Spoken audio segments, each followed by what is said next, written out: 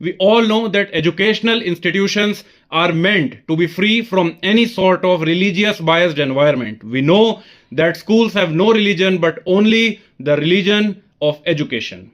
But recently, a shocking case comes up from Allahabad. Two girls of class 12th were trying to influence a Hindu classmate to convert her religion to Islam. The accused approached the High Court asking for the FIR to be quashed, arguing that the allegations were exaggerated and they were minors and merely students. But the Honorable Allahabad High Court refused to quash the case.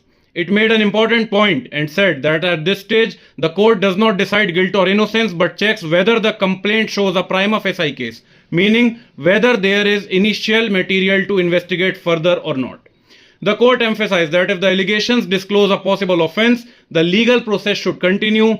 Evidence, intent, and truth will be examined during trial and not before.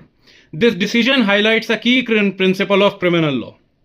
First, courts should not interfere too early in investigations. Second, FIRs can only be quashed in rare cases where no offense is made out at all.